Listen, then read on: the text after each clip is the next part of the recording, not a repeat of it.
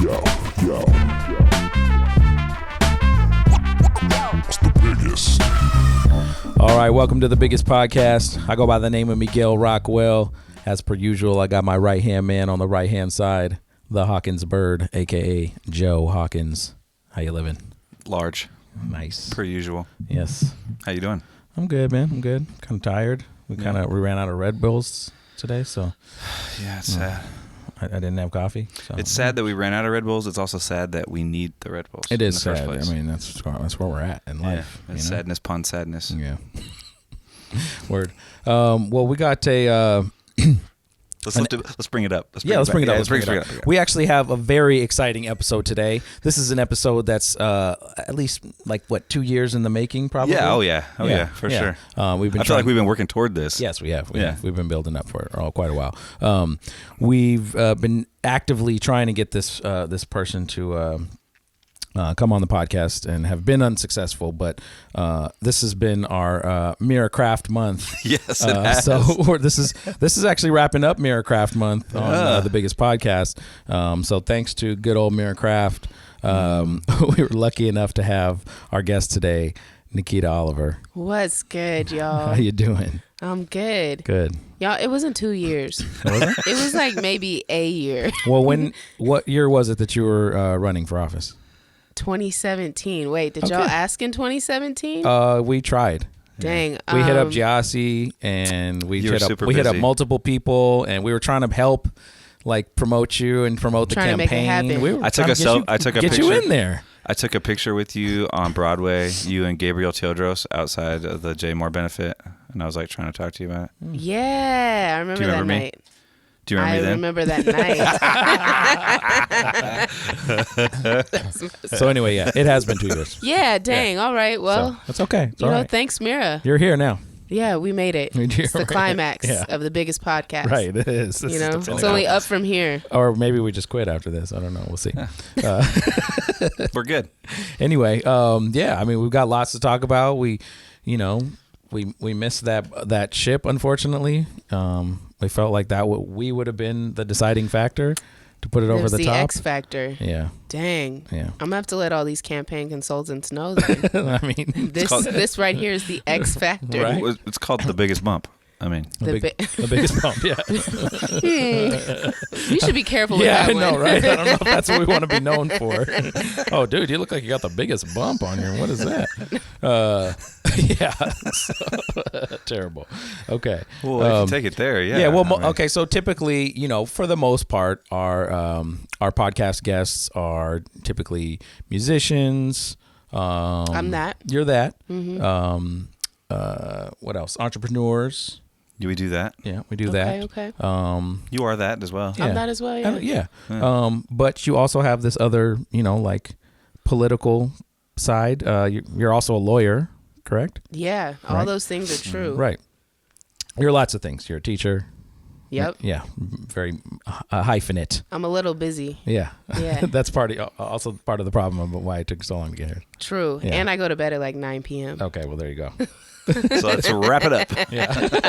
It's all good.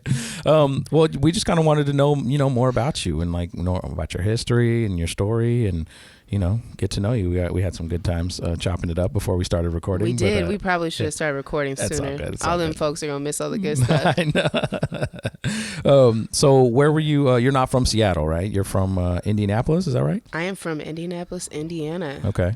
Hoosier State. Nice. Yes. So is your family into basketball heavy or what? I mean, yes and no. Yeah, they are. Okay. I'm the black sheep of the family though. I can't play sports. Care. Okay. It's not that I don't care. I tried. Oh, okay. I had one really good basketball game in 9th grade during PE. Yeah. And the PE instructor was like, "You should try out for the basketball team." Yeah. And then I tried out and realized that was my one good game. I had one good volleyball game in high school. So there were all these times where there was a glimpse of maybe I could be good at these sports, and then it just passed. It didn't happen. Nah, it didn't happen. But wouldn't you consider yourself an athlete? I mean, you do compete compete athletically. I would now. I mean, I didn't start boxing until law school because law school was just the worst environment ever, and I routinely kind of wanted to punch people, and you can't do that. That's totally what got me into to Cappies as well. Was I had somebody particular that I wanted to punch, and I thought better of that. I thought, I'm gonna go focus this into a positive way. Right, I'm gonna go get fit. Yeah, exactly. Yeah, so then I started boxing. So you came here because of law school, or no? No, so I moved to Seattle in 2004. Okay. I went to this little Christian, predominantly white, liberal arts college, not liberal like progressive, but liberal arts, called Seattle Pacific University. Oh, okay, yeah. Where I was one of like 6 black students on campus. And over in Fremont, right? Yeah, over in Fremont. It was the first time I ever got followed in a store. Was living on Queen Anne. So really? Yeah, my first few years in Seattle were eventful. What was your what area were you from in Indianapolis? So I grew up on, I don't even know how we would say that. I grew up on like in Pike Township. You know, we don't have like, we kind of have different neighborhoods like Seattle, but it's just not the same. Like you wouldn't say like, you know, like how I say I'm going to the South End. Like you just would never say that in Indianapolis. So yeah, I grew up in Pike Township, which no one listening to the podcast knows where that is. But I mean, is it diverse there? Is it like predominantly black or? I mean, it is pretty black in terms of like compared to Seattle, which is like 4%. For sure. It's like Seattle's white for sure. 30% there. So I grew up around a lot of black community.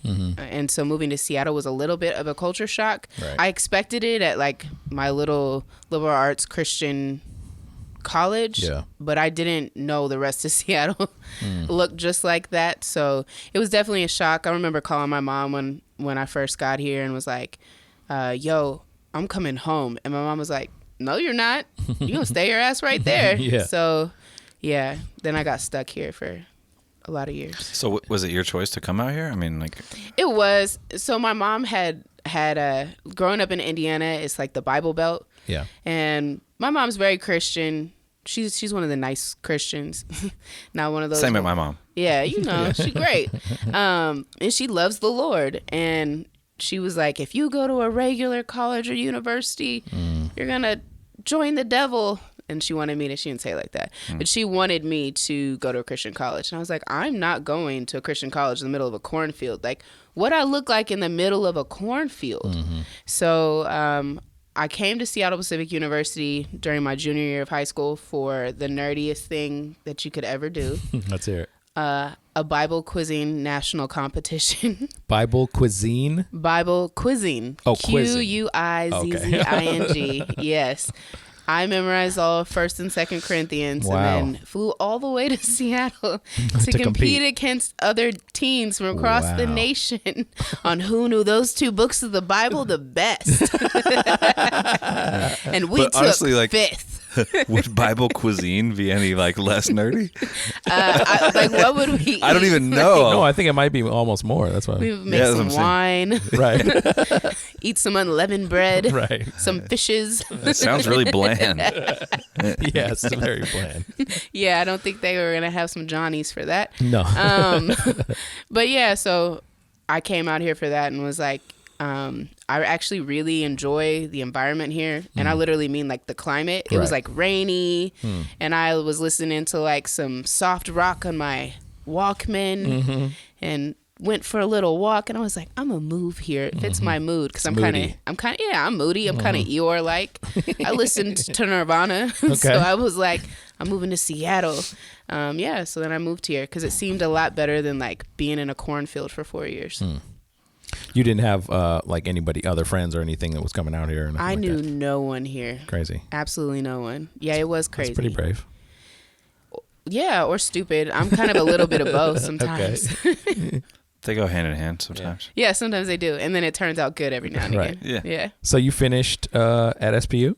Yeah, so I finished with a sociology degree and a minor in women's studies. And I thought I was going to leave Seattle immediately, but during my sophomore year, I started working for an organization on the south side of Seattle called Urban Impact, which was like a Christian community development association. For sure. And I was was able to work full time for them by my junior year because I actually could not afford SPU. I applied for every scholarship I possibly could, and then still needed to work. Of course. And so I stayed because I had a full-time job. I graduated in 2008 during the recession. And it's like, why would you leave? You have health insurance, I have a car, I have someplace to live. It doesn't make sense to try to move back to Indiana and find a job. Yeah. So I stayed here, lived on the south side of Seattle, ran a tutoring center out of my apartment on Rainier, and, just kicked it with young people, kind of like I do now. Okay. And so how did you, because you went to UW Law School, right? Yeah, so and I how went did you to make UW. that step? It was much, it wasn't until I went to law school in 2012. Okay. But I had been working with young folks on the south side in Rainier Beach in particular for a long time. And a lot of our youth were facing court cases. And they would come back to these youth programs we were working in, and the school that I was teaching at. I was teaching at Seattle Urban Academy when I decided to go to law school, and I'd ask them what happened at court, and they say, I don't know. And I would ask them, what do you need? And they say, I don't know. And are you charged with something? I don't know. And it seems pretty significant to walk away from court and not even know if you're charged with something, right? And oftentimes their families wouldn't know where they were in the process. And so, I was like complaining about this to one of my friends, and he looked me dead in my eyes and got real serious. And he was like, why don't you just fucking go to law school then? And I was like, okay. And I had a mentor, him and his partner. He's a lawyer, and she does a lot of economic development work. And I started talking to them about it, and they were like, well, you really should consider going to law school. And I was like, I can't afford it. And they were like, well, there's this great public service law scholarship at UW where they'll pay for everything, including your living expenses. I was like, there is no way I can get that. So I started studying for the LSAT, which is a stupid test you got to take to get into law school. I mean, It's dumb. And what's dumb about it? It's stupid. Like standardized testing is stupid. Oh, just in general. It's just, they say that it tells you whether or not a person will pass the bar. Like the LSAT is predictive of how well you'll do on the bar. And mostly I think it's just because it's a standardized test with a particular cultural lens. And right. So I studied for it. I didn't get that great of a score, and I was like, there's no way I'm going to get in. They were like, you should still apply. And I did. Wow. And somehow I got in. And here we are now. And UW's not really like easy to get into, right? It's not. Yeah. It's not. Especially the law school. It's like, it's pretty competitive. It's fairly competitive. It's very competitive. Yeah. And then to get a full ride scholarship, I had actually literally told the scholarship people, I was like, I don't want to be a lawyer. I want to be an artist who teaches people in my community about the law so we can take care of ourselves and not keep getting beat down by the system. And I was fortunate enough that the director of the program at the time thought that was like legit and helped my application get through. Okay. That's really cool. That's really cool. So law school is what? Is it 2 years? It's 3 years. 3 years. Yeah. Okay, 3 years. Yeah. And so what were you kind of getting into in through that process? Like, you were going to school. Were you? I guess I'm just not trying to jump ahead too much here, but like, you were. When did like the whole artist, poet? When did that whole thing come, and when did you get into that, involved in that community here?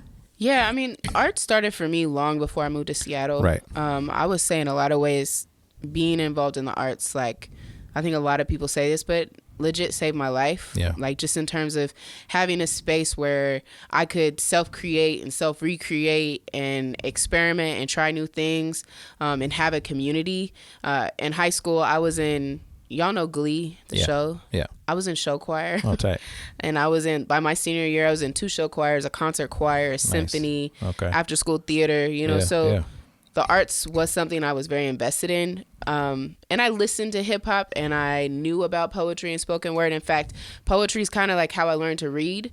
Shel Silverstein, Where the Sidewalk Ends. In first grade, my teacher told my mom, like, she's never going to learn how to read. And if she does, she won't be a strong reader. I don't know how you say that about a first grader. Yeah. But she essentially said I wouldn't be a very strong reader. And my mom was like, man, fuck that. My kid's going to learn how to read. And she basically ripped me out the chair and taught me phonics. Like the commercial, hooked on phonics, worked for me. Yeah. And it did. And but also I really struggled with reading comprehension, and later found out as I got older, like I'm actually dyslexic. And so reading poetry made it much easier to learn how to read, because oftentimes it was short. And it still served a purpose. It wasn't like just reading to read. It was reading because I enjoyed it. Right. And so I started writing really young. I would always have a notebook with me, and the things I was writing would start to have rhythm, or it'd have rhyme, or it'd have metaphor. And I didn't know that's what I was doing. So when I got to Seattle, that's when I was first exposed to like open mics, because that kind of thing was not easy to find in Indianapolis. Like I think when I go back home, I try to find them. There's like one poetry slam that really may or may not happen. And so I just started going to open mics, and I see all these people reading their poems, and I'd be like, I got poems. Yeah. And I started reading them, and people would respond well to them, and I was like, I should keep doing this. Yeah. Which open mics were you going to? I was going to Cornerstone, Okay. Ladies First, Retro at UW. Mira had an open mic for a while. Word, okay. I ran a couple of open mics. Dope. So that became a really important space for me, but also working with young people and just understanding the importance of the arts, and the opportunity to express yourself and to tell your story. We started doing arts projects with youth, which evolved into the kind of work that I do now. Right. You know, I didn't really want to be a lawyer. Like I didn't set out to go to law school. I didn't grow up thinking I want to be a lawyer. Right. You know, I grew up saying I wanted to be a teaching missionary doctor. Okay, so you already had some thoughts of like teaching though, or like Yeah. doing things involved with kids and. Yeah. Okay. I thought I was going to like write Broadway musicals, Right. heal people with medicine, and then, you know, tell them Right. about Jesus Christ. And how involved were you with like activism and that kind of stuff back home? I wasn't at all. Okay. Not at all.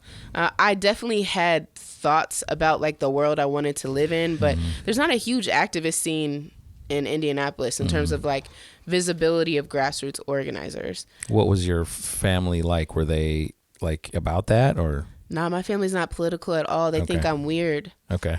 You know, Yeah. they see like stuff on Facebook, or they hear things and they're like, what are you doing out there in that Seattle? Yeah. Heard you ran for mayor. That's good. Like it was a mayor of a small town or something? Yeah, like, you know, it's like, that's good for you. So proud of you. That's funny. So much ambition.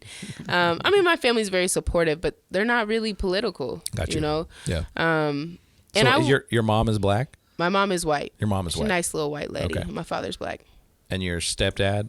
Also black. Also black. Okay. My mom So- really enjoys black people.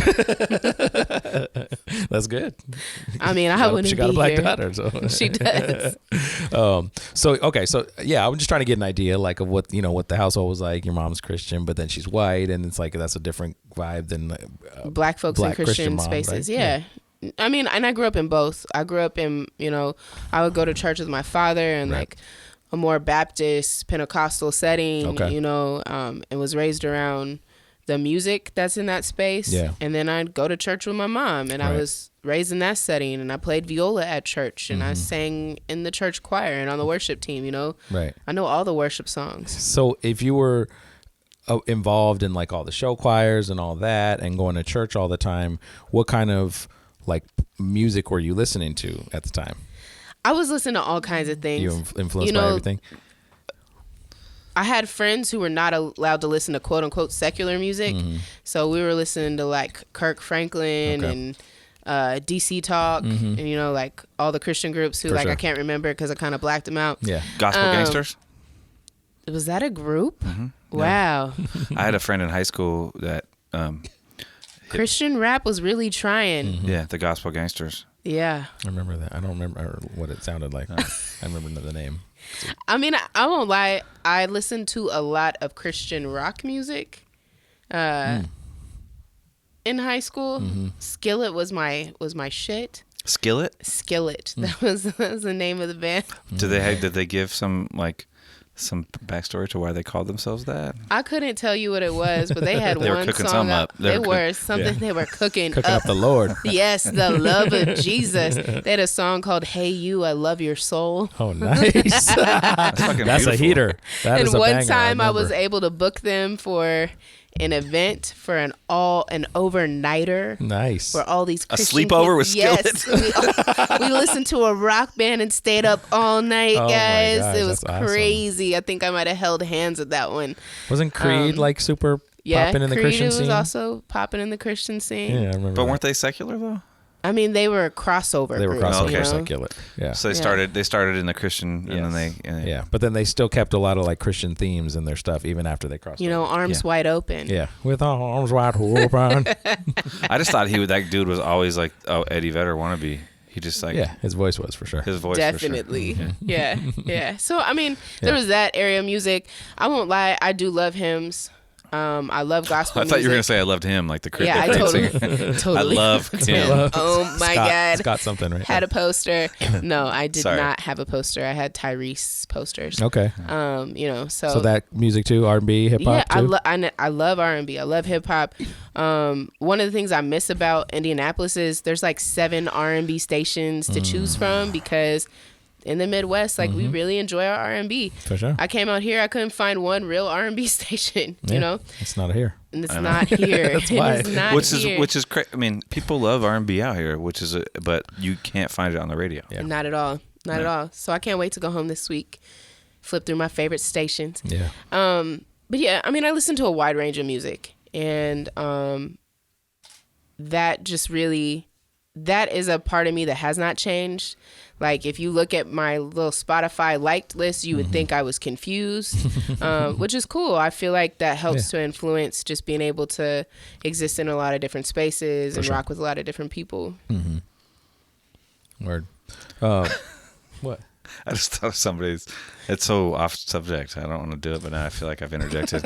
You totally interjected. Somebody posted, I'm afraid a nightmare that she has was that she's gonna die in a car wreck while Spotify tries to guess based off her likings what her next song she would want to hear. No. And then it was going to be like Ed Sheeran would come on, and then she would get in a car wreck, and Ed Sheeran would be playing as they pulled her out, and her mom would think that people would think, oh, she must have loved Ed Sheeran, and like if they play Ed Sheeran at her funeral. That is horrible.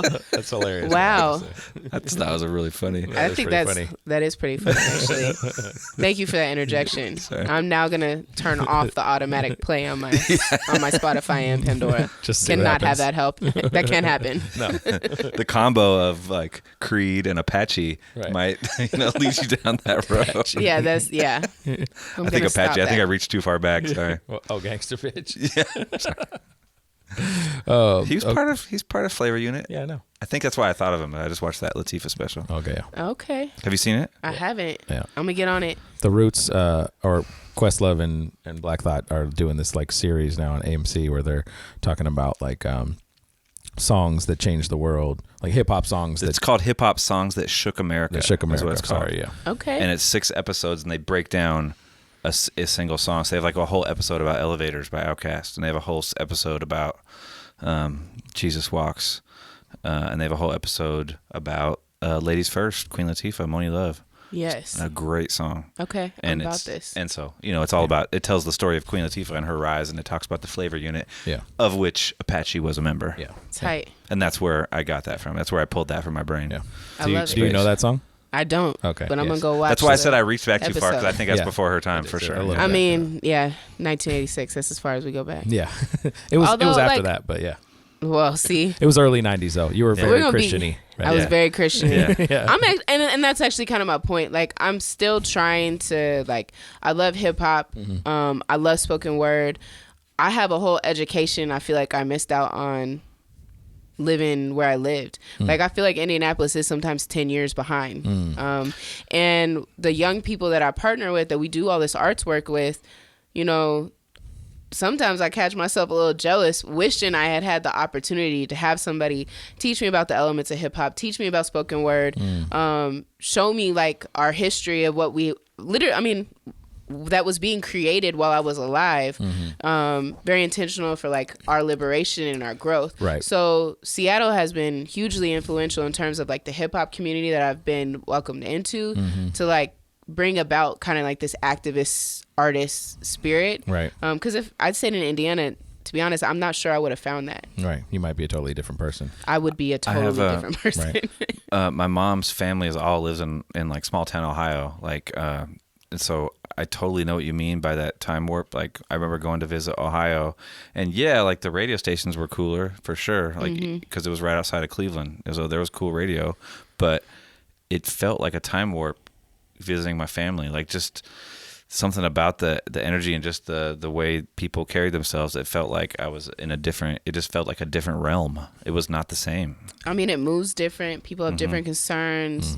You know, it's just such a different experience now living on a coast and in a major city. And I think that really shaped my worldview since I'm moving here at 18. I feel like I grew up one place and then I almost grew up a whole nother place. There are people second half of your life, basically. Yeah. Right. It's like that next incarnation. Yeah. Something like that, right? I mean, there's a level of feeling like it was a rebirth. Right.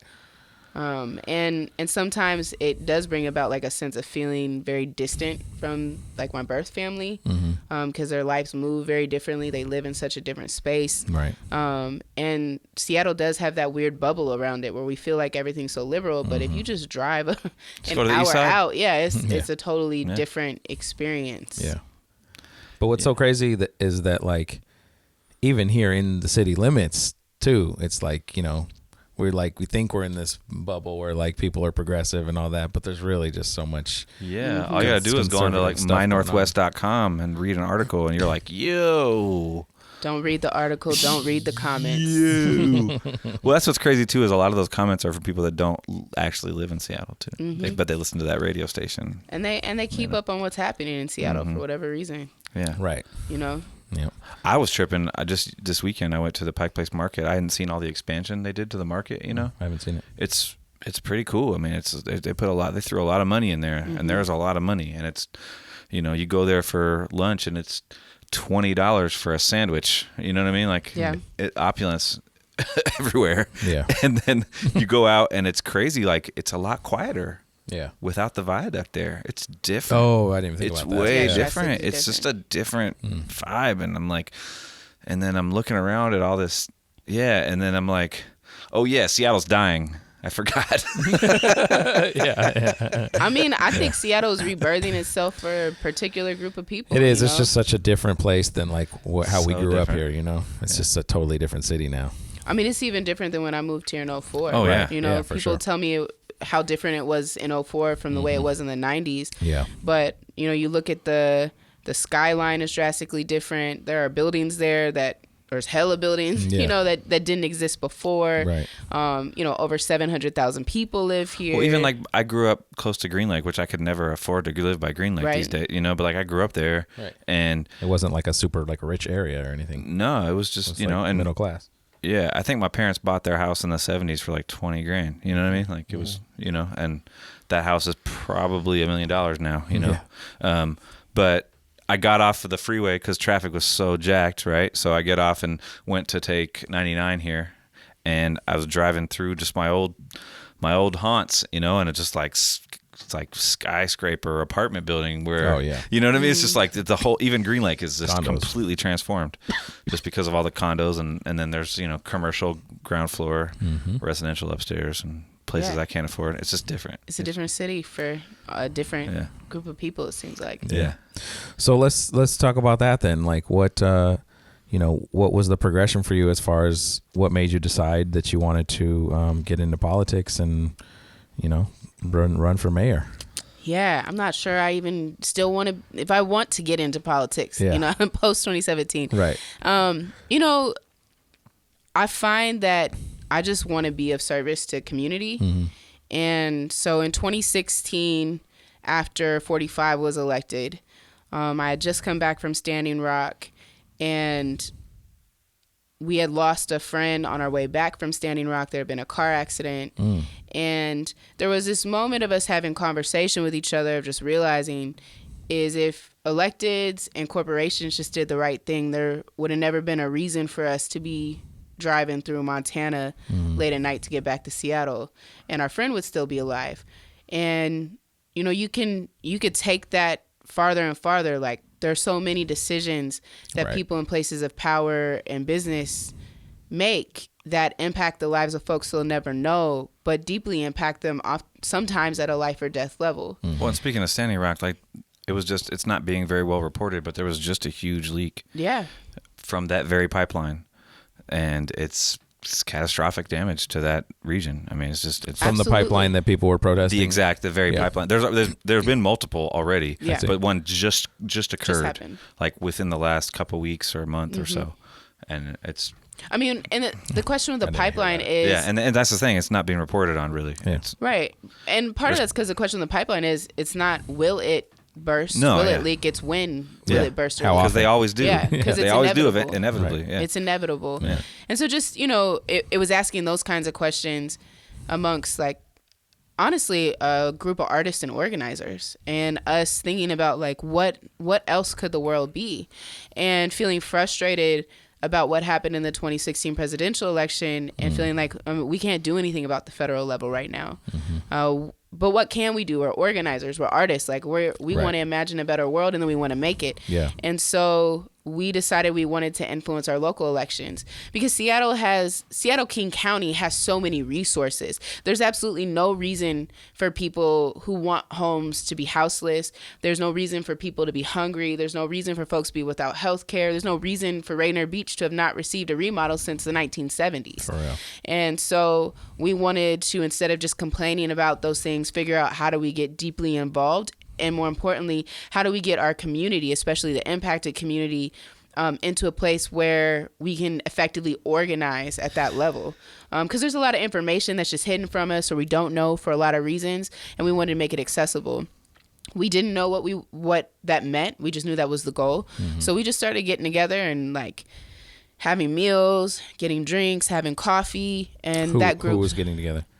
Community organizers. Some of the folks around the table were folks like Edwin Lindo, Aretha Basu, who's now a legislative aide, Daeshik Kim, who is a social media and influencer at Cut, Jossie Ross, who has a podcast and is an artist, and working with all those folks. I mean, grassroots organizers like Rel Be Free, who's an artist and works in Rainier Beach. So almost everyone on the team was an artist in some way, but also an activist or an organizer in another way. And we just kept meeting. And we would grow the group sometimes to like 20 or larger to make sure we had elders in the space helping us inform our strategy so that it was intergenerational. And what it came down to was we need to influence our local elections. And we were like, well, how do we do that? And we went through all the ways, and we would have strategy sessions. I mean, we low-key wrote a manifesto while we were doing this of like, how do grassroots organizers impact local politics? Right. And our big vision was to run a whole ticket of people, everything from school board to sheriff, all running on the same platform. We quickly found out that to run for sheriff, you actually have to be a police officer. And we were all like, who knows a police officer that wants to run for office? And we were all like, ah. So we were like, all right, maybe another time. Right. And then I wonder about that. They just had a sheriff election in my district. I live like in Snohomish County, but unincorporated Snohomish County.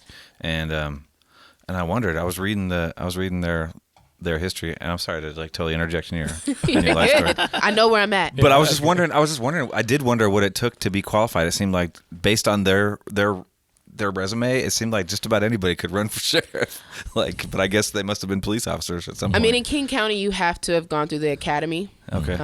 And I think you have to live in King County. Oh, you don't even have to be on the force at the time? I do not. I'm not sure, but I don't think so. But I know for sure, like, part of our struggle was we don't know anyone who's gone through the academy that still wants to be a police officer. Like, I know folks who have been police officers and then decided to leave the force. Yeah. And so we left that one to the side, and then we started digging into election law and realized even with 3 lawyers on the team, we were like, this is thick. And we probably can only manage to run one person. Got you. And so we decided to run somebody for mayor for the executive office because we felt like you control budget, you do executive work, you control heads of departments, you have a lot of appointment power, you're over the police chief and the police department. So there's a lot of power that office holds that could deeply impact the communities that we were thinking about. And we hadn't selected a person. I was the diligent note keeper, the meeting invite sender outer, the call people and remind them of task person. And I was cool with that role. And then we started making lists of folks that we thought could run. And my name would come up and I would be like, nope, delete. And for a lot of reasons. That's the great part about being no keeper. Right. You can be like, didn't say that. Nobody said that. But they said it enough times. I remember they said it, and they'd be like, Nikkita, why isn't your name on the list? We've been saying this dang, for the my past bad. 5 meetings. I'm sorry. And there was a lot of reasons why I wasn't trying to run. Part of it being, I know the distrust that our community has of politicians, and I never want to give our community a reason not to trust me. And I knew that running for office would mean proving myself to a lot of people who I'd already proven myself to before, but now I need to reprove myself, which is fair because we have rightful distrust. And also I think my own feelings of inadequacy. I feel like, how often do you see Black women running for office? How often do you see young Black women running for office? And at that time, that this wave of young women of color running for office and young queer folks of color running for office hadn't happened yet. And so I kept trying not to. And then one of my youth caught me. So their auntie told them that they were trying to convince me to. And the young person was like, yo, Miss Nikkita, I heard you're going to run for mayor. And I was like, who told you that? Never mind, I know who. And I was like, what do you think about it? And the youth was like, well, it would mean a lot to see someone I trust. It would also mean seeing someone who comes from where I come from, who looks like me. And that would help me believe that something like that would be possible for me to do. And I was like, dang. Yeah. Hit me with that was a good argument. For real. So I went to the next meeting and I was like, all right, y'all, I'll do this if we do not compromise on our platform. We stay talking about abolition, ending prisons and mass incarceration, depolicing, making communities healthier, talking about what is real public safety. Right. And we do that unapologetically, and they were all on board for that. And then my second requirement was that we develop a long-term vision with an accountability mechanism. We might not win this.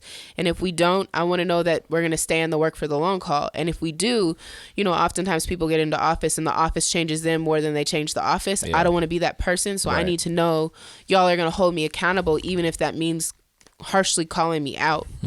And everybody made that commitment. And so we had a 12 to 15 person campaign team that did not have any professional consultants or professional companies, took no corporate dollars, and managed to raise over $130,000 over the course of the campaign and almost make it to the general election. Missed it by like 1,100 votes. Yeah. Should have come on the biggest podcast. I mean, we thought so. Yeah. So it was a ride. And so to answer your question, I never thought I was going to get into politics. Right. It was not similar to like going to law school. I went because I wanted to help my community have access to a tool. And I saw a problem that needed to be fixed. The difference was we went through a whole community process to figure out who that would be. And there was no denying that the community that I'm in felt like I was the person. And I felt like Moana, standing at the edge of the water. Right. Dad's like, come, Moana, you must learn the ways. Right. And I was like, no. But then You did it. Then we did it. Yeah. The team did it. And that's what made it possible. So did you think that you were going to get to the point that you were at? Because when it came down to election night and getting close to the election, it definitely seemed like it was realistic. It didn't seem like it was some crazy thing. I from the way that you're talking about it, did it seem like it was more of a dream when you first started it? Like, I don't know if this is going to be realistic or no. When we first started it, people would reach out to us and say, yo, if you get 3 to 5% of the vote, that's amazing. Right. You're a first time candidate. You're pretty radical, so we just don't even know how well you're going to do. But if you get 3 to 5% of the vote, that's great.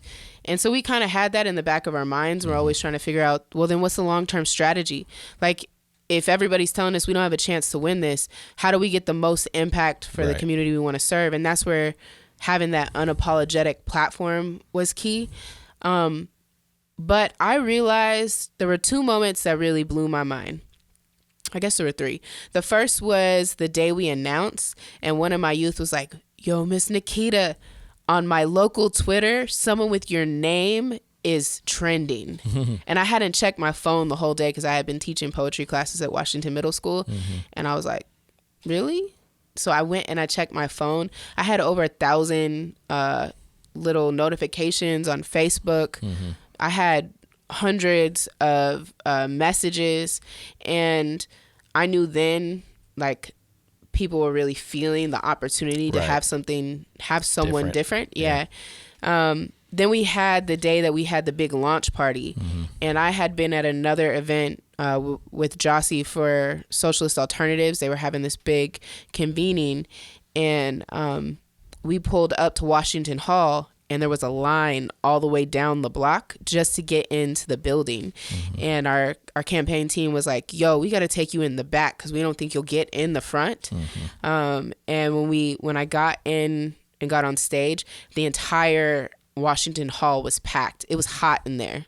Like they had to open windows, and people were chanting Nikkita, Nikkita. I was like, I can't do this. I was like, oh my God, you know. And then it was election night, you know. Washington Hall was packed. All the other candidates were having their election night parties at like small bars and restaurants, and we were having ours at Washington Hall, and the whole hall was packed. And I just, you know, there was this moment just feeling like no matter what happens, like something big has happened, and letting us know like so much more is possible. And I think we've seen that, especially in this last local election. 2 socialist candidates have been elected to the Seattle City Council. And now we have Girmay Zahile, who is going to be a King County Council member. All of them talking very unabashedly about abolition, no new youth jail, depolicing, taxing the rich. And part of that is because that campaign in 2017 got to set a new standard alongside like all the stuff Shama Sawant has done beforehand and all the elders and activists whose shoulders we stand on. So it's definitely been much bigger than just a campaign. And that's really what we wanted. Yeah. I'm curious about that too. Like there's like, I mean, what happened with Sawant in the last election and how her come from behind win, so to speak, you know, was crazy. And like I think that was, I don't know if record breaking is the right word, but it seemed like it was a big moment because she was down a lot. But I hear, I don't know. I mean, my whole connection to the world now is like through social media because of how isolated I am up in Snohomish County and whatnot. And I hear very different opinions about her, and like for me, like I'm a fan of her, and I feel like, and also I know you ran on a socialist ticket as well. Is that right? Am I correct? We ran on a ticket that had definitely socialist values for sure. Okay, but you would like, are you a part of this? Are you in? I mean, are you also? I'm not in Socialist Alternatives. Okay, you're not in. I'm her in the Seattle party. People's Party. Seattle People's Party. Seattle People's Party. That's right. But I know that you recently there was a celebration, and I think you took part in it for Sawant. And I'm just curious about your opinion on her, because I also I feel like I find myself in my debate groups wanting to defend her and stand up for what she's done, and I find myself at a loss, and like I'm curious I'm curious. I would love for you to speak on her record and give me some ammunition, because I want to shoot shots at these motherfuckers. I mean, I ride for Sawant. Yeah. She is unapologetic about following marginalized communities' lead. I feel like she's been invested in being a part of movements. It's not to say she hasn't made mistakes, but I've called her out hard and seen her try to correct those mistakes, and that's something I really respect in a public servant. And I think the thing that I appreciate most about her is she will not compromise if what she's fighting for is right. So I think about like the employee hours tax, where the other council members were like, you know, we gotta work with Amazon, we gotta work with these corporations, like we gotta work with the business community, but Amazon doesn't pay any taxes, zero taxes. Right. We all pay taxes, but Amazon doesn't pay any. Correct me if I'm wrong, but I feel like we altered the direction of Mercer and made it a two-way street, like for Amazon, right? Yeah. Yes. I mean, the slut car was essentially like for Amazon. Yes. The whole South reason. Lake Union is for Amazon Right. and tech. Yeah. Yeah, right. I mean, Vulcan the whole developed the whole area because Yes. Yeah, Vulcan developed their private land, but like the city helped. The city developed like we're talking about Mercer and just the changes that have happened to the roads To accommodate them. It's like, lest we forget the public money that was spent to benefit this corporation. Mm-hmm. Right. And then people are talking about, well, how dare they? This corporation has done so much for our community. And I'm like, I feel like this corporation has created jobs and then imported people to take those jobs. Yeah, they definitely bring Right? folks in. They And haven't- that's the critique, Yeah. like, because that's always the defense. They're like, they brought so many high earner jobs, but when you break down who's getting access to those high earner Right. jobs, It's people that they flew in to get the job. Right. Yeah. and it's not community that's in Seattle. So Yeah. part of our campaign was also just this idea of the right to stay. How does Seattle as a government is supposed to be a steward for us as residents? So if who's coming in is not benefiting the residents, the current residents, then you're not doing your job as a steward of what we've entrusted you to do. You work for us. Yeah. And I respect Sawant because I feel like she rides hard for communities for whom City Hall is not accessible, for whom government is not accessible. And she does that often at the risk to herself. I also think she takes a lot of shit because she is a dark-skinned Indian woman. She's an immigrant, and she's the darkest-skinned woman on the council. For sure. She's also the one that says the boldest things. Right. Well, and she's proudly, calls herself a socialist, and people. She absolutely people can't does. fuck with the people. Just can't get. Don't know what to do they're with scared. that. They're just scared. They are scared. Yeah, the word. Yeah, just the word scares them. But I appreciate Sawant. This win we had today of getting $522,600 for a restorative justice package, which is a drop in the bucket of how much we need to do the work, Of course. is because Sawant and her office has worked with community movements and is hearing communities say that we don't want more police. We want more restorative justice. We want more homes. We want more education. We want more health care. And she's actually actively trying to figure out how does city government respond to those things. While a lot of other politicians are saying, well, we got to work well with these corporations. Well, only if working well with them benefits the Right, people whose right. resources and health you're stewarding. And so I respect her because I feel like that is what she's working towards. It's what she does in her daily. You look at her voting record, and she's showing up for community. What's the package that you're talking about? So I work for an organization called Creative Justice. I'm the executive director with Aaron Counts, and it's an arts-based alternative to incarceration. So we work specifically with young people who have cases going through the criminal legal system, and the goal is to have them diverted out of the criminal legal system into our program where they get paid for their time, they get to learn a skill, they meet with professional artists, and they build deep relationships. Yeah. And seeing restoration and accountability and personal responsibility all happening in that space as opposed to like in a carceral state. And then there's community passageways, which is another alternative that we partner with. They do their work slightly different than we do, but we work together on different use cases to try to get them alternatives and get them like more healing engaged spaces. And then corner greeters through Rainier Beach Action Coalition, which is an autonomous safe zone program that young people dreamed up. They started seeing all this data coming in from SPD saying like these are the hot zones in Rainier Beach, like Rainier and Henderson, Of course. or the Safeway parking lot. And they said, what if we went to those spots a few times a month and we set up, we went and we shook hands with people, we did beautification projects, we handed out food, we met with small businesses. Would that decrease the quote unquote crime in those hotspots? And guess what?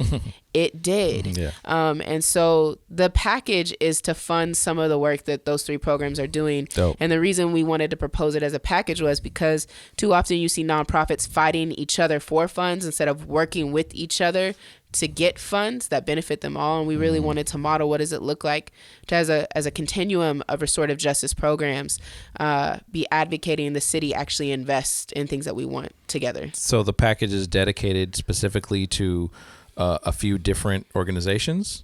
It's dedicated specifically to Rainier Justice. Yes, Rainier Justice. Yeah. Restorative justice programs, and those 3 programs are mentioned as the ones that would be likely for the contract. So, Nice. That's huge. Yeah, it is huge. And it was a lot of work, for 3 small nonprofits that don't have a lot of staff, but it was a community effort. I mean, community members I've never met showed up to council hearings to testify for it.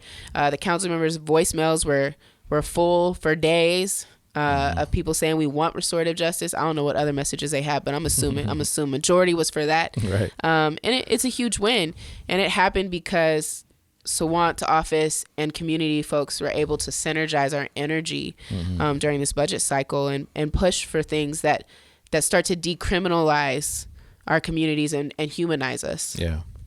That's the craziest shit to me, is that like the strongest advocates for like, oh, the world's going to shit. Like you hear like the conservative, for me, like I hear the conservative mindset of like, they don't want these teenagers getting pregnant. They don't want people doing these drugs. They want their streets to look clean and all this stuff. But then like when you look at the cause and effect, like really fighting poverty and eliminating people's need to commit crime is really that's the it's root. The greatest creator of public safety. Right? Yeah. It's like if this person is a thief, because they are desperate. Yeah. Give them something else to shoot for. Right. And then they won't have to do that, Just like the number one prevention for teenage pregnancy is just like birth control and education. Mm-hmm. Right. But they're like, what? We don't want to teach these kids about sex because that's not Christian. Right. But it's like, what is your ultimate goal here? Right. Do you want to stop teenage pregnancy or not? Like, Right. it's like, it's and we shit have like to that. stop criminalizing poverty, which is what we do in Seattle. Is we criminalize folks for being poor and then having to make decisions to survive. Or people complain about the homeless. That they see this homeless explosion, Camps, whatever. But really, it's like they raided the jungle. I mean, what do you expect? Yeah. You wiped that whole. Was a community, right? I mean, it was an autonomous functioning community. I would also say like we haven't built any public housing. A lot of folks that are homeless, many of them can go back and say like there was an eviction or something happened with their job. Yeah. There's usually a crisis that occurs. We have very limited crisis services when those sorts of things happen for folks. And while there's tons of units being built in our city, they're luxury units. I can't afford them. I live in somebody's basement for a reason. I don't live in Seattle for a reason. Like I can't afford. I got a family of 5. I can't live in Seattle. I can't afford to live in Seattle. At least not at the level that I'm living. You know what I mean? But it could be affordable. That's the part that bothers me, is it doesn't have to be unaffordable. We could be putting policies in place. We could be building public housing. We could have not sold off Yesler Terrace to a private company. When did that happen? I mean, that was a while ago. Really? Yeah. They sold it. And while that's why there's all that construction on Yesler, right? I mean, obviously. And they've built back up half of it, but we could have as a city redeveloped it and made that 100% affordable units. We could have preserved the fidelity of that space in that public land. And we just don't think like that. We live in a corporatocracy. We saw that this last election. Amazon put millions, Well, and that made, it was a national story too. They were running with it. When they thought Sawant was beaten, they were loving it. Right. That story was everywhere. But it became it was a national story when she won too. Yeah. Because they were like, even with all this $1.5 million, Amazon tried to buy the election and they still couldn't even hang, when it comes down to it. Which I got to credit, District 3 voters for really understanding that all of our council members play a huge role in how healthy our city is. And what their District 3 council member does has an impact on other parts of the city. That's huge. And that's the benefit of mail-in ballots. I mean, progressives are weird. We vote late. Yeah. Oh, for real. I dropped, and that's why I wasn't surprised about her comeback victory, because like I dropped mine and my wife's ballot off at like 7:50 at the library. People. Yeah. And there was a Hella line behind me. people. I knew I wasn't the only one, but then I was talking to my wife about how the Swans come from behind victory, and I was like, well, think about it. Like we dropped our ballot off. Right. That shit didn't get counted for days. Yeah. Like it took a couple days for them to count that. And it's not unique. If you look at Eliana Macias in Yakima, she won her district. She came back after being behind the night of. And, I point to that election because I actually think the rural elections are more important for us to be paying attention to. When we're seeing progressive wins in rural areas, I feel like that is actually more emblematic of a national change than seeing it in Seattle. I kind of expect some things in Seattle when you start to see it in places like Yakima or hopefully the Tri-Cities, or during this next presidential election in like in the heartland in the Midwest, seeing progressive strides forward is going to be huge.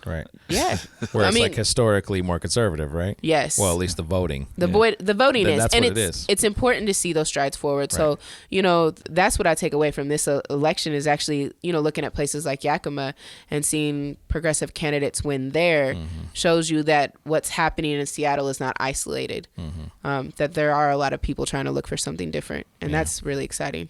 I wonder if that means in somewhere like Yakima, because in Yakima, for example, like it's like a huge Latino population, right? It always has been, because it's like a farming community, right? Yep.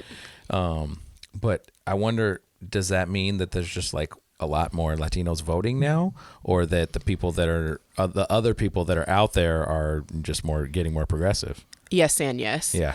I mean, they had a huge voting rights suit that the American Civil Liberties Union of Washington helped litigate, and that's part of why Dulce Gutierrez, who won the cycle before, won, is because more of the Latinx community was turning out to vote, and I think even more turned out this time. I think Dulce told me that they had an increase in turnout, and that's also encouraging to see more folks of color, more communities that are traditionally marginalized gaining access to the polls is huge, especially since the VRA got gutted in 2015. So, I really think it's important to like celebrate our wins and then simultaneously get back on our community organizing, because at the end of the day, and this is really the biggest thing I respect about Sawant, is her team organizes. They're not just talking about policy in City Hall. I see them in community. I see her in community. And I think that makes a difference when your candidate is on the front lines. Right. It's interesting though. There's like there is a disconnect, because I have, friends who I see ranting on Facebook, who otherwise I think of as progressive, who are like ranting against Sawant, and like they're like, oh, and she doesn't listen to me, or she does, and it's just, I don't know. It's just, I don't know what to say to that person. I don't live in the Central District, you know what I mean? So how am I going to speak on it in a way? But it's like, I find myself wanting to stand up for her and her ideals, but not knowing the right way to do that. I just don't think transformational candidates are going to be for everyone. Yeah. Sawant pushes the bounds of white supremacy, of patriarchy, of capitalism, and that's going to make those who have benefited from the privileges that those isms and impressions a lot, it's going to make them uncomfortable, even if they're progressive. I mean, we live in Seattle's majority white, and many of the city says it's progressive, and yet we are racially inequitable. We're moving into a period of economic apartheid because people don't want to see a redistribution or reallocation of resources in reality. Well, when I talk to friends, people who are from out of town, and they talk about how liberal Seattle is, and I try to tell them that like Seattle is like Hillary Clinton liberal. We're diet liberal. Yeah. Exactly. I mean, I have, when I go to speaking engagements all over the country, people are like, you're so lucky to live in Seattle. And there's also a level, and I'll ask why, and they'll say, well, y'all are so progressive. You pass this law and pass this law and pass this law. And then I tell them how those laws are being applied or how they're unfolding. They start to realize that we're faux-aggressive. Yeah. It's all facial. Right. I do think there is a turn in that. This last election was huge. Like, when I look at Tammy Morales and Sawant being on the council, it's going to push it left. And I'm really excited about the movement possibilities for the next 4 years. Yeah, and it's like, as sad as it is to lose a loved one, like there is a generation that's passing away, and there is a new generation that grew up on hip hop and with our mindset that has a different way of looking at the world, and that gives me hope to an extent. My mom says all the time, she's like, my generation got to die out and yours got to take over. Yeah. So, and I love the idea of seeing more hip hop heads in office. It's part of why when I was running, I almost always wore kicks. I wore big earrings, just as a way of showing like, our community and our artists, we can be artists and we can be political. Those two things don't need to be separate. In fact, I think they need to come together. We need more, mystics and artists and folks like that in office to be pushing the bounds of what we think is possible politically, because we're so stuck in a system. Yeah. We got to dream it up. Yeah, and it's because, like, I mean, you talk about the way that you kind of backpedaled, or like we're placed in that position to run, but it is like there is a certain like ego involved with somebody thinking they can run for political Absolutely. office, right? And so it tends to be the type of person you don't want to see in a position that's running for that position. Right. You know what I mean? Like, there's not many people that have the ego to say I could be president of the United States that you would really want to be president of the United 100. States. Right? Yeah. And so that's actually what I was afraid of. That's part of the struggle. Yes. I didn't want to show that ego. That's not the kind of ego I want to have, know. I really want to be a servant leader, and I want to play my role. I think in a movement, everybody has their role. You have a diversity of tactics, and you really need people to be willing to do that. Me and my coworker always talk about how the downfall of the movement has been that you could go tell someone, if you mop this floor for 10 years, we're all going to win our liberation. Or you could go be the leader of the movement and we won't win. A lot of people would actually choose to be the leader over mopping the floor. And I don't want to. I want to be the person who will be like, cool, like if mopping the floor gets us liberation, right. I'm about that life. Let's do that. Yeah. Yeah, that's a fine balance, right? Of trying to like, you don't want that to overtake you, and you don't want to have that ego, but you also have to have a certain amount of like leadership to be able to do something like that. You know? And to be a leader, you have to be somewhat dominant sometimes. You know what I mean? You have to have some of that in you. So you do, and I have that. And I think that's what I love about hip hop, though, is like there is a certain amount of the birth of hip hop was about unity while simultaneously creating a space where we could actively compete and take each other out without killing each other, right? So I do derive a lot of inspiration from like that unity of craft, but also that battleground of like who's the greatest, and I think that's a beautiful thing. It makes each other better. It's like a level of self-confidence, And we make each other better. I tell my young people all the time when we're ciphering or we're sharing our art, it's not about who's better in the room. It's about how are we making each other better by sharing what we do. And I think that could be true in the political arena if everyone had a little more humility. So are you doing music then? Sometimes. I mean, you just talked about ciphering with the kids, but like, are you recording music too? I have been. I've taken a little bit of a break. I won't lie. The election, even though it was in 2017, I would say it zapped a lot of creativity. My life changed in ways that I didn't expect. I get a lot of calls and messages from people who think that I got some magic power to fix things in their lives, and I feel very responsible to respond to that. So it has been hard to find balance. I was really fortunate last December to go to London with Mira Craft and with Rel Be Free, and just to get to be in the studio there and start making music again. But I mean, my primary job is running an arts program, so I spend a lot of time creating safe spaces for young people to take artistic risk. And I love doing that work. I do hope to get back to being a little more creative. It's hard though. I feel like I'm in high demand for organizing, and I feel like when you get the kind of visibility that I received in 2017, there is a privilege to that, and there's a responsibility to show up. So sometimes I make music, sometimes I write poems, and sometimes I just create spaces for young people to cipher. Right. And I drop a bad freestyle. So is there a space that you guys have where like kids come and... Yeah. Where's that located? So we run out of Washington Hall, where the anchor tenants are the Cypher Cafe, Zulu 206. And we have a classroom there where we just get to hang out. Sometimes we go up to the studio. Our mentor artists come in and work with the young people.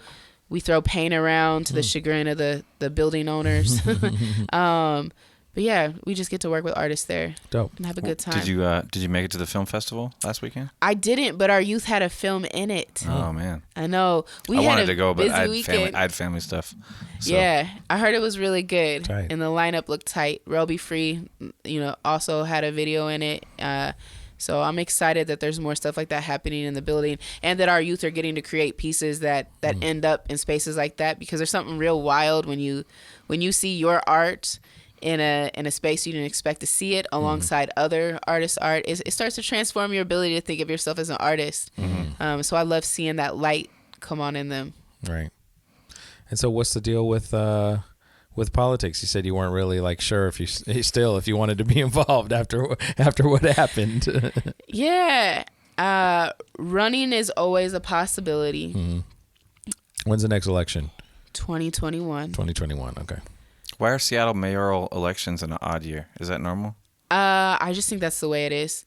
It's not the most helpful thing, I could say that. It would be better if it was on a presidential year, because the turnout is higher. Yeah. Yeah. That's also, I believe, when our all city council members are up too. So it would be better if it was on a presidential election year.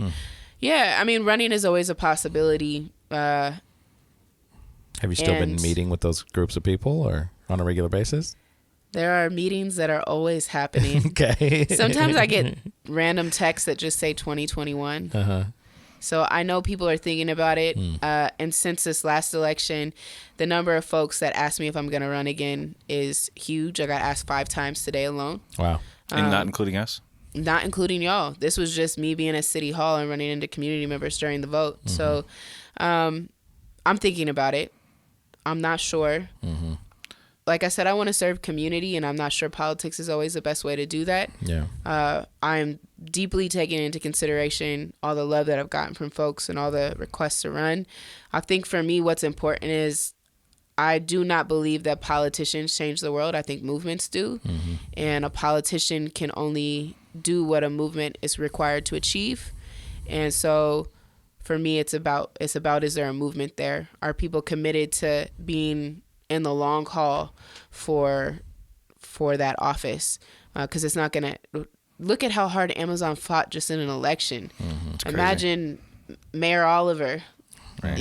They would lose their shit. Yeah, quick. Were you surprised? I mean, I guess you probably had to be very, very prepared, but were you surprised by some of the things that came up about you, or like the way they dug into your past, or it's got to be very vicious. I mean, I know it has to be, especially in a mayoral campaign of this caliber of a big city like Seattle. Yeah, so I was surprised by the lack of sometimes integrity in presenting me as a whole person. Oftentimes publications would be like, Black Lives Matter activist runs for office. Right. And they would never mention attorney, educator. I mean, I have hella letters behind my name, and they would never mention them. They would just act like I'm just an artist, which also just an artist should be allowed to run for office. If we're effectively educating people in our school system, then everybody should be primed and ready to be a public servant, to be an elected official. Right. So that's really an indictment of our school system. Well, for example, I have no idea what Jenny Durkin does. What did she? I have no idea. I mean, in the last few months, she's proposed a budget. No, but what did she do before she ran for mayor? She was a U.S. attorney. She's a prosecutor. Okay. That's something. And she... But she was an attorney. Yeah, she had a she job. was an attorney. She had a job. I believe You were an Justin attorney, Farrell. so, I believe Justin Farrell's an attorney. Carrie Moon's an urban planner. Mike McGinn was mayor. Bob Hasagawa's a state senator. And they would say all those things about those folks, but they wouldn't say that about me. Right. And that was very frustrating. I think the most shocking moment for me was they had this candidate forum called Candidate Survivor.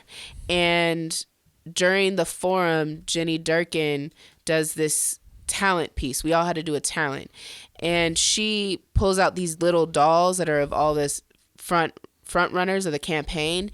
And when she gets to the Bob Hasagawa doll, she's like, if I have to hear him say public bank one more time, I'm going to need a drink. And she throws bottles of tequila into the audience. It's an all ages audience at Numos, y'all. You can't bring your own liquor in. Also, you cannot give liquor to an all ages audience. For sure. And then she pulls out a doll of me and she calls me colored.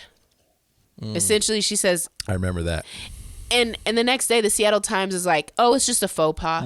Y'all, if I had thrown liquor into an underage audience, I would have received a summons for court For sure. from the prosecutors. Yeah.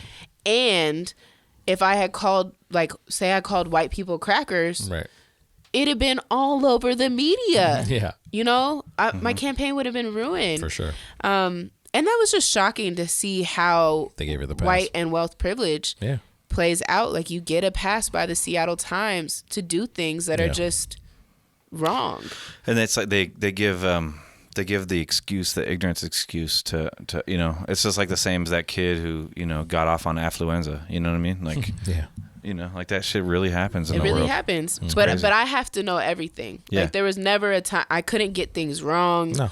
I couldn't mess up in public. I could say things that aligned with our agenda, but I had to be thoughtful about how I said it. I remember at the first debate that we were a part of, one of the news articles said, and Nikkita was or Oliver was surprisingly very good at the debate. It's like, Why would she not be? I'm an attorney and I spend my life in front of kids, and it's not like getting on a stage in front of people is new. Right.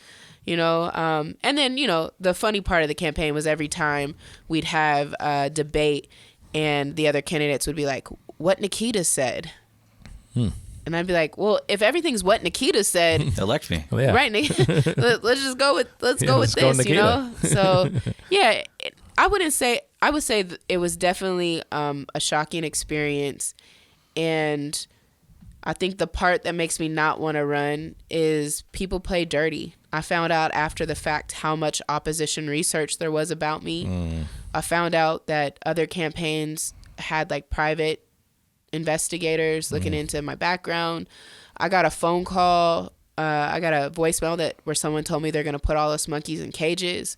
I received an our condolences card where someone told me they mourn the death of my character, and by now I know I've lost the election. And it was just getting letters, and they couldn't send it to my address, so they sent it to the station where they knew I frequented, and the station gave me this card. Yeah, the coffee shop. Yeah. Wow. So, you know, there were things like that. My old jobs got hate mail from across the country. From across the country. Yeah, from like South Carolina. There were parts of it that were just kind of wild, and just left you thinking. That's the shit that, like, when I speaking on, like, you know, when I get into debates with folks and they try to talk about well, come on, you're making too big of a deal of that, we're so much further away from that, come on, you know, and like it's like we have so much evidence that this shit is still happening to this day. Right. Yeah, And still that real. these wounds run deep, you know, and it's like people are still affected by this. I don't know. I'm not even doing a good job of putting it into words, but No, you the feel system it, is you feel still me. completely against. Yeah, it's just like people of these color, like at every turn. and just the isms. They run deep, man. People are taught that shit from birth, and it runs deep. I mean, it's a part of our culture. Yeah. It's a part of the way we work. It's a part of why white and wealthy candidates can get away with stuff that other candidates can't. Yeah. It's why we still see so few women, so few folks of color, so few poor people. But it's gotten running to the for point where office, people you know? think that is because of due to merit, you know. Right. And we get like, I mean, well, they've we're- always thought Yeah, that, yeah, though. But it's like we're so far removed from, it's like basically a generation removed. Yeah. You know, from, you know, Jim Crow and all that shit. But it's like to the point where people are like, well, what do you mean? Like, why should, you know, why? You just didn't try hard enough. You just didn't try hard enough. Right. Yeah, obviously. Yeah. Everybody has the right to vote now, so Yeah. You has the same opportunities I do. What are you talking about? It's like we all live in the same country. And it's just getting and it's people to bullshit. understand generational wealth, understand privilege, understand oppression, you know, and that was also like a goal of the campaign is how do we use that platform? I mean, elections happen on a regular. It is an untapped platform for shifting culture. You can have conversations at that level that people will pay attention to because an election just simply gives it merit. right. And really taking advantage of the opportunity to create that space for conversation and to do so in a very real and authentic way, I think is really important. Yeah. And I think we're seeing that in more and more elections. I hope we see that more in this presidential election, though I'm terrified of who the Democratic nominee will be. I'm terrified but hopeful. Terrified. I mean, we got to be hopeful, Yeah. but hope is a heavy thing. And that's probably the biggest thing I take away from the election is like hope is hope is a heavy thing that you carry because you believe something great will happen, but you almost have to. And that sometimes is a burden. And I really felt that during the election, and I think I still feel that now. And the question is, how do we build something that people actually have a reason to be hopeful in? That's not just going to be another, falling stone. And that's really my commitment. It doesn't have to be through political office. It could be through art. It can be through community organizing. I just want to be someone who's committed to being a part of that change and not just a part of complaining about it. Are you surprised at all by the way our current mayor is running the show? Surprised? No. Completely dismayed? Yes. Okay. She made a lot of promises during her campaign. Yeah. That she was going to respond to the emergency around housing affordability and homelessness, that she was going to invest in impacted and marginalized communities, that she was going to listen to communities of color. And instead, in this last budget, she proposed numerous increases to the police budget and very few increases to services or housing. And the budget she proposed was $6.1 billion. I think that a budget is a value statement. It is a moral statement. It tells you who and what your electeds care about. And you can tell by looking at her budget who and what she cares about. Right. So, yeah, I mean, it's what we got to stop. And that applies to us all as individuals too. I mean, your budget speaks on your values. How you spend your money. Yeah, what you do with your money, who you invest your money in. The city is no different. Absolutely. So, I mean, those sound like great talking points in a future debate with Jenny Durkin. I'm just saying.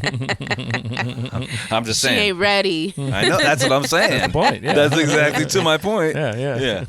I mean, I won't lie. It's a real 2021. conversation. 2021.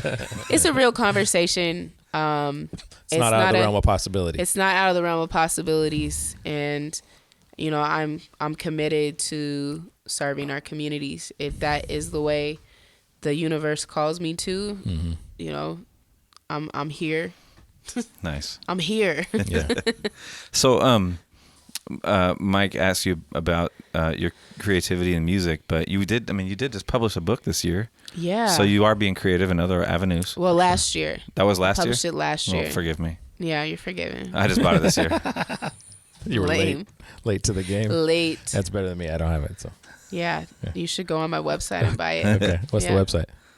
NikkitaOliver.com. Oh, okay, good. Just NIKKITA. there we go. Double K. You better get that Yeah. right. Word. So talk about your experience with the book. Well, I mean, just what happened? Like, I don't know. What called you to publish a book of your poetry? Yeah, I mean, I love poetry. I love writing.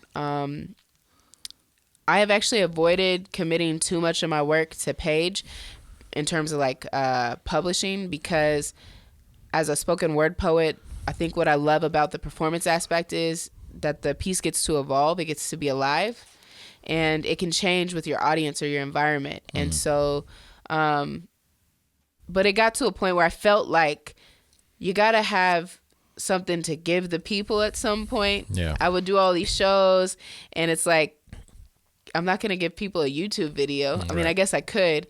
And I wanted to evolve to a place where I felt like my words were, what I was writing was at a final enough stage that it was ready to stay on paper in the way that I wrote it. And so I just decided to do it. I didn't go through a publisher. I wanted to figure out what does it look like to self-publish. Part of that's also because of the young people I work with, wanting to figure out how do we self-publish their work? How do we build anthologies with them? And so this was like my experiment. And I had all these poems that I'd never released or hadn't read out loud. And I love Muhammad Ali, like such an inspiration for me as a boxer and as a poet. And he has a poem about how it is not the mountain that gets you, it's the pebbles in your shoes. And a lot of the poems that I put in the book are kind of those pebbles in my shoes. It's just shit I need to get out my shoes so I can keep walking up this mountain. Yeah. And putting it in a book felt like a good opportunity to do that and to create space where a different audience can maybe resonate with those truths. And so I self-published it, put it out there, and have sold like 850 copies. Hey. Is this the first time? Is this the first time you've published your work?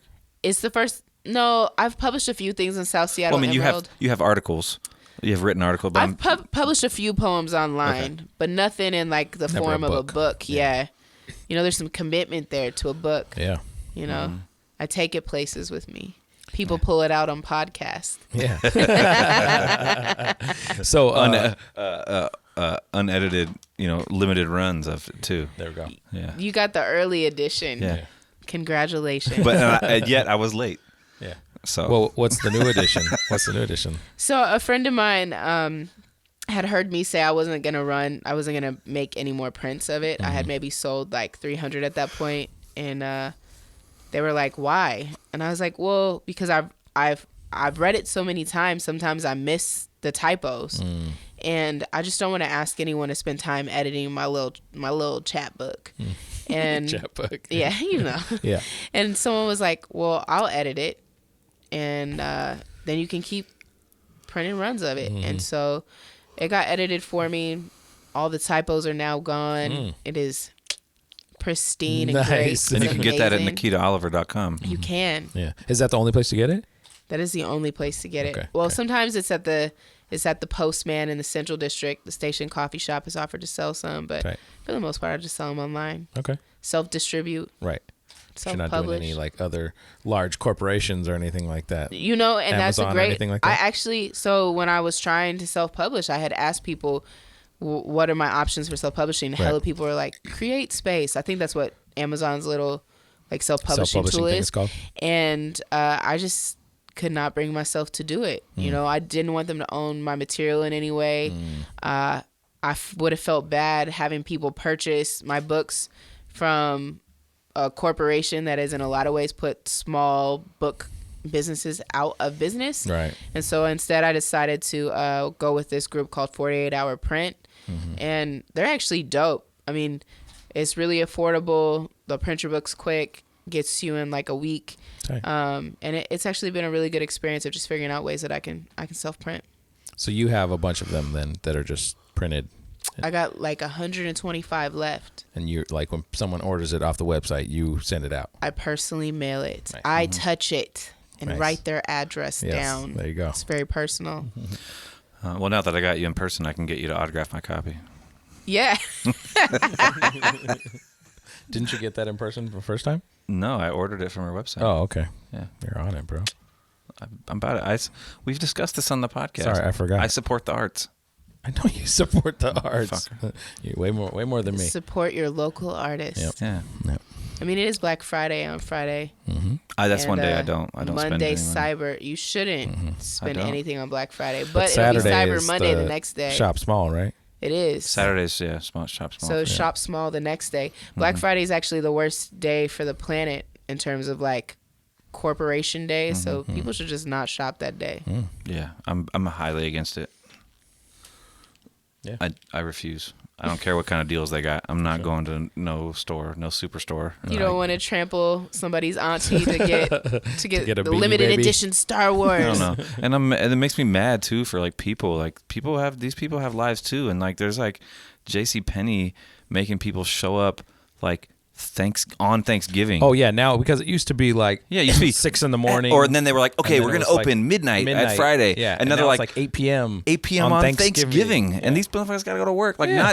we're not just talking. Okay, whack. look, you work in a movie theater or a video rental store, which used to exist for the kids. I miss the Blockbuster. Yeah. But like you knew that was one of the jobs you signed up for. Yeah. You're gonna work on a holiday because that's when people see movies. Yeah. But it makes me mad that people have to go. sure. I used to work retail. That makes me mad. No, it's real. I mean, Yeah. I think our whole society is about consumption. Definitely. And we've stopped thinking about people. We put Right. property over people and almost everything that we do as a culture, and Definitely. is depressing. Yeah, I was debating with somebody today about the merit of Antifa and like what they do and who they're fighting against, and they shared some article about the property damage in Berkeley from when they were protesting against Milo, and I was like, wow, like yeah, like so some property damage is your Right. It's versus, more important than these people, like the hate that these people are sharing. Like rhetoric, it's just like, think I mean, about what are your Antifa values? takes a bad rap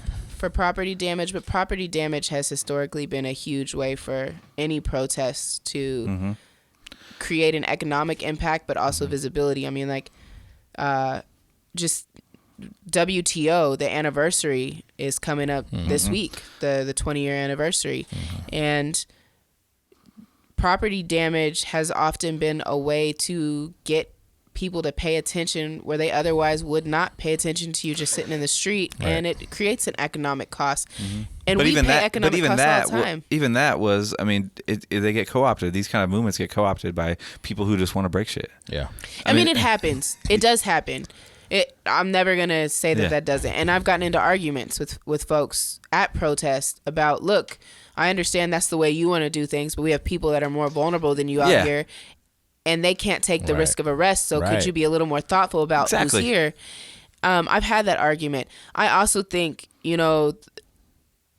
property damage as a way of, especially when you own it, that's the problem.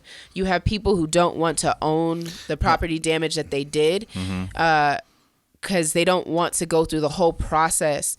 There have been movements where property damage has occurred. The person who did it takes accountability, and then the whole court process ends up being a campaign against the struggle of the thing that you created the property damage for in the first place. And so I just think we have an overall lack of political education around how do we use these tools of disruption and agitation in a way that it actually drives change. We also just lack accountability in a lot of our communities, and that's true even on the far right. I mean, some of their folks do some crazy things too. The difference is on the left, all of us get held accountable for those few folks who maybe do things we don't agree with. That said, I will never throw anybody under the bus at a protest. If we're all in the streets, we're all in the streets.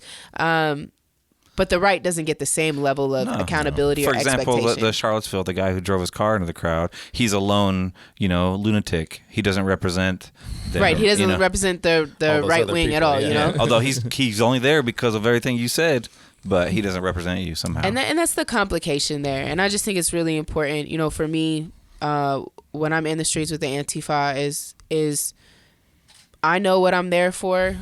They know what they're there for, and hopefully we can all respect the diversity of tactics, but also have some respect for the different people in the streets that have different experiences and expectations. For sure. And that's just real life. But also, like, the police do damage to people all the time, and they don't get the same rap for it. They don't just damage property; they confiscate that shit and they turn a profit from it. Yeah, it's wild. Right? It's wild. We could do a whole series of podcasts on that alone. Exactly. I was like, let's not go down that rabbit hole right now. Well, you only get Nikkita Oliver on your show every so often. I know. I mean, y'all got my number now, so we could talk about this later on our group chat. Exactly. Well, what else is on the horizon besides the potential of another run? Well, we didn't really talk about your athleticism either. I mean, you do. Oh yeah, that's true. We got to talk about the ring. We talk about the boxing. Yeah. I mean, boxing will stay on the horizon. I love training. When did you get into that? In law school. Law school is hard. I was around a lot of folks who see the world very differently than me, and I was the only, I was fortunate my class had 5 black students in it. Ooh, 5. Because the class before me had 2 and the class after me had 1. And we would be in classes where people would say really wild things, and it stuff that make you want to fight. Yeah. So I started training mostly just for health and like keeping myself from fighting people, and then decided like I wanted to test out my skills and see if I had what it takes. So I started doing amateur fights.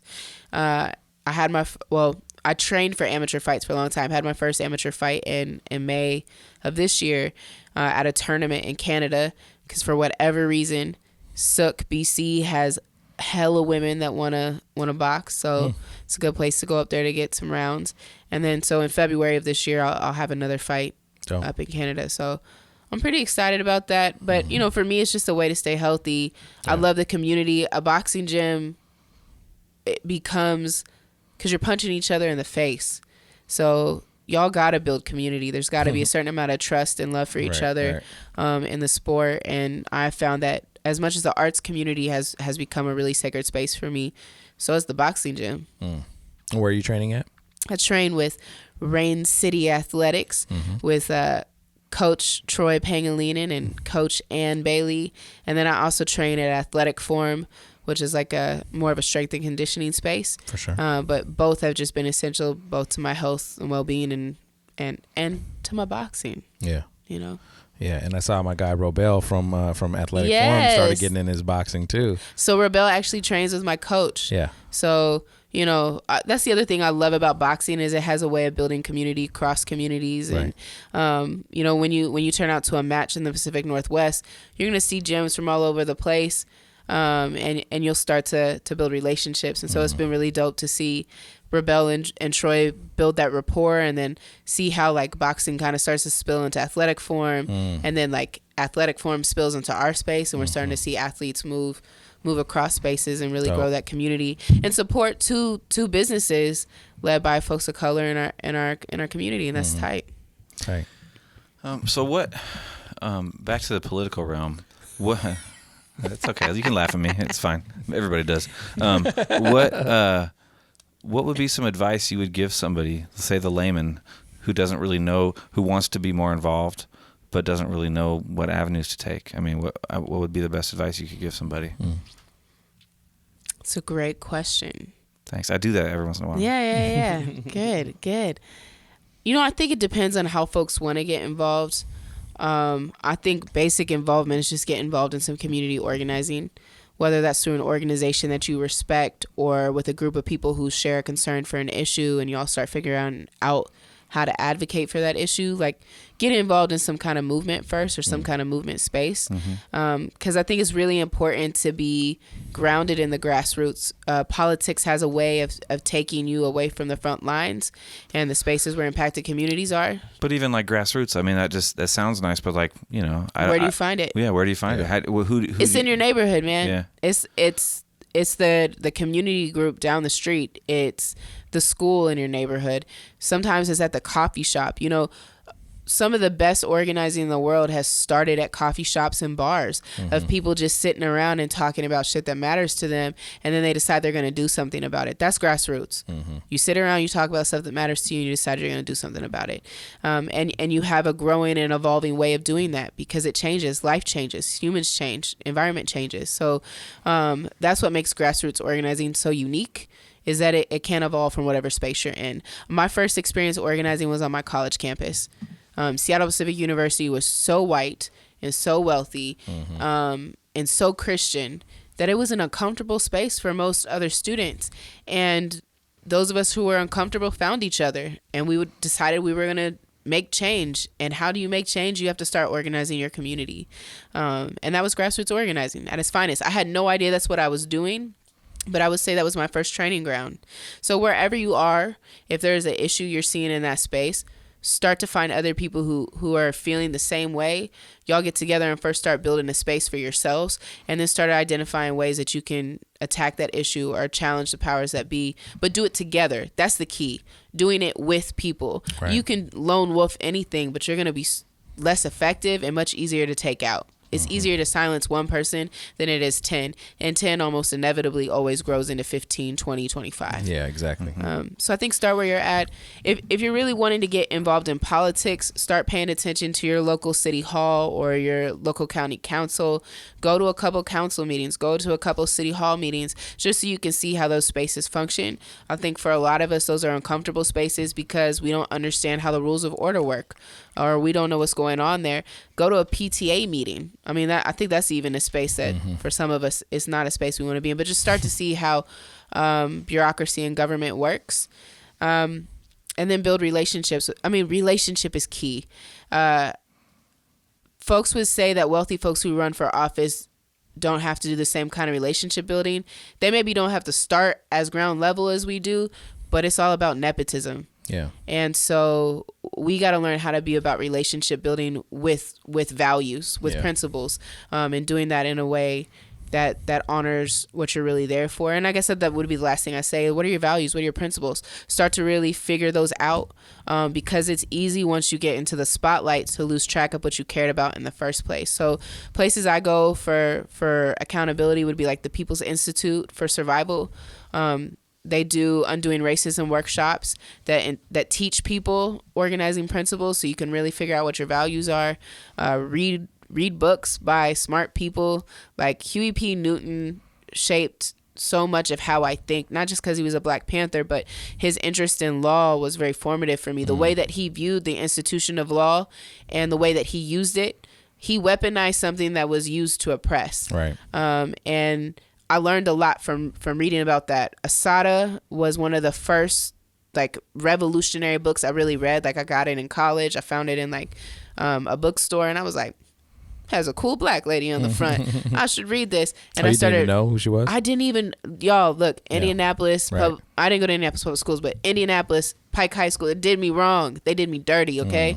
They do most of us wrong. Yeah, I had to do a lot of unlearning and relearning, but reading that book was transformative. So read, like, people got to read. And they got all kinds of articles online these days, videos that you can watch. You don't even have to read a book if it's not your thing. There's so much material to access. I think those are good places to start. Those have been weaponized as well. It's true. It's true. You got to be careful. Watch out for Russia. Watch out for Russia. Yeah. All those Russian bots about Asada Shakur. Yeah, they might come for you, teach you the wrong history. Right. What's up with what else is going on with the creative justice thing though? So creative justice is in its 5th year of living. It's a really, for me, this program came around at the right time. I was finishing law school. I knew I didn't want to be a typical lawyer. I didn't want to do traditional lawyering. And like 5 people sent me the mentor artist, like teaching artist application, and I applied, and I was one of the first teaching artists with the program. And I graduated law school and finished my master's of ed around the same time that my session finished, and I got my license to practice law. And the team, they asked me to stay on as a partner. So over the past 4 years, we've gone from like just this idea, this experiment as to whether or not creating art spaces that pay young people, because pay is so important. Economics plays a huge role in why young people end up, quote unquote, breaking the law in the first place. Yeah. And then creating like a safe, healing, engaged space. We've grown from like just this small experimental program to an organization that needs to fundraise. And you know, we're paying 20 young people a week $60 just to come hang out and make art. And then we have a team of 5 young people that we employ on a regular basis who make huge organizational decisions for us. They direct our arts practice. They make hiring decisions. They direct our program philosophy. I mean, they're essentially executive directors in training, so that one day I can be gone and young people who have been impacted by the criminal legal system can actually run the program. And so we just finished this 2-month exhibit that we did at the Hydrian Gallery at Seattle University called Up From the Table, which is inspired by a Nina Simone song. And it illuminated through art the real cost of mass incarceration. So they went through and they took family portraits of people, and then they would remove somebody from that portrait, and you would see the original portrait where people are smiling and happy, and then you would see somebody missing. And they took textiles. So they worked with a textile artist who taught them about how quilts in the South during enslavement were used to direct people out, show them where they could get resources, where it was safe, where it wasn't safe. And then they quilted a hoodie out of different textiles that they had made. And the hoodie was to resemble, you know, it's become emblematic of the Black Lives Matter movement, right, but to start showing that connection between being formerly enslaved peoples and what's still happening to us when it comes to police brutality in our communities. And so they put this installation up. People from all over the county got to come see it, and we just wrapped that up last night with a live show with Rel Be Free and a bunch of other local artists, and the youth shared their music, and it was just a really dope time. And so our hope is to continue growing those opportunities where they can do these art installations. And I think one of the dopest things they're doing is they're developing their own training. So they're training teachers, they're training county council people on how to really be thinking about the problems with incarceration. So they're developing their own workshops, they're using art to do it, and then these folks are having these realizations about inequality and racism through workshops that young people are doing, and they're getting paid. I lobby for them to get paid real consultant fees. Like, whatever you would pay me for my brilliance, like you got to pay these young people the same, because I learn from them every day. Yeah. So that's dope. yeah, it's tight. Word. I love my job. It's tight. What I know you're so like connected with on this local level. How much do you pay attention to like the national political stuff that's going on? Yeah, I mean, I probably pay attention more than most. Yeah. I probably don't pay attention enough. So, obviously watching the presidential elections, thinking a lot about issues around immigration, all this stuff with data, what's happening with the impeachment process. Yeah. But there's so much news to pay attention to. It can be incredibly, even for me, like someone who I feel like is pseudo well versed in that realm of things. Right. It's exhausting. For sure. Well, and you have to watch. You have to pay attention to the news you're getting and who you're getting it from, and then you have to decipher that. You have to go through that. You know what I mean? And then you need to go read like 3 more articles to make sure you got the whole story. And read it through that, but it's like everything has a different lens, right, and you really got to pay attention to what lens you're viewing through, because they're really good at making you think that you're looking at the whole story when you're not quite. And even I find that exhausting, to be honest. Seriously. Like want to check out and not think about it. I think I have a little less opportunity to do that than most people, but it's overwhelming, and I think it's actually important to sometimes take a break. For sure. Yeah. You can't always take a break. That's a privilege to even get to take a break. But, sometimes you got to step away, clear your head. Yeah. Yeah, man. I know it's definitely become super exhausting, especially even just in this last couple of weeks with all this impeachment shit. It's just like. And who even knows like how that there's works? There's new information coming out that's like, what are we waiting for? Like, what's the holdup here? I'm constantly asking like lawyers that like know how impeachments are supposed to work. I'm like, is this right? How does this work? Even if he gets impeached, will he be gone? Well, that's probably not that. Probably not. No. And that's the hard part, is we're going through all this stuff to prove that this guy is wrong and doing all these wrong things. Right. But it's like we're trying to prove it to people who have all the evidence in the world to believe it, but yet they stand firm. It's like, I feel like it's ego. It is. It's also people just wanting to keep power and control. The Republicans don't want to lose the executive office. Part of it. In the powerful, but I think like for people who like, this the dumb guy who votes for Trump, I'm sorry, sorry dumb guy. I thought I called you dumb. But don't be dumb next time. Sorry, but like I feel like I have people. There are people that I know. I worked with them, and really good people, man. Really good souls. Like I was such a loving dude, and just he rides for that dude, and I can't even comprehend and like why he rides for him or why he thinks that it's worth riding for, but like he really does, and he just believes in his heart that he's like he's been saved and he's a Christian, and or some shit like that. And I'm like, but I just don't understand it. It's like it's got to be, you just don't want to admit that you made a bad call, that you voted for the wrong dude to an extent. I don't know. That's the only way I can legitimize it in my head, because otherwise it just drives me crazy. I genuinely think a lot of people are duped. And I think a lot of people are overwhelmed. I think internalized white supremacy is real, and folks have grown up.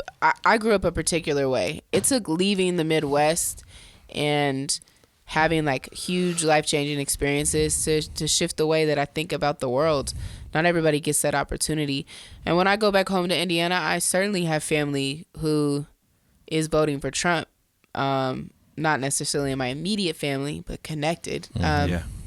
And they have their reasons. I mean, the Midwest is economically deprived. Like, people are struggling. And when I watch the news out there, I'm like, if this is what I watched on a regular basis, I would maybe believe this shit too. So that's the other thing. Like, I love when I get to travel and I can watch what's on different news channels and places, because it really does give you insight into things. The stories we tell are so powerful. That is why I love being an artist. Like when I travel to speak at universities, it's often about storytelling as a tool for social change. The stories that we tell impact the reality that we see. And for the story that those folks have been taking in and the story that they tell, he fits the reality that they need or want to see. So it's like, how do we tell a different story? And I think a lot of folks feel invisibilized, and for whatever reason, that dude, no matter how egregious he is, allow some folks to feel less invisible or more powerful or like affirmed. I mean, I don't understand it because he don't make me feel any of those things. I but just can't understand you know, it at all. I also want to try to humanize people. Yeah, I feel it. And I think that could be very hard to do in a politicized time. And there's a line to that. Like, if your way of being is going to dehumanize me in the process, right? You know, we might have to come to some other way of dealing with things. Word. Yeah. That's a good place to wrap it up. Yeah, I think that's a very good summation. We really appreciate you coming through. Thanks for finally, even if it took a couple of years to get it to happen. It's a great talk. It was really good. I'm really glad you came through. And you know, if you do decide to potentially put yourself out there again and run, hopefully you'll come back through and you know, the X Factor, get the biggest bump, the biggest podcast, get the biggest bump. I'm gonna put that on my list. Nice. All right. Well, yeah. Where can people get in contact with you or stay up to date with what's going on with you? Yeah, if you go to NikkitaOliver.com or SeattlePeoplesParty.com or follow any of those pages, my artist page, my personal page, or follow the party's page. Mm-hmm. I'm also on Instagram, Nikkita Oliver, Twitter, Nikkita Oliver.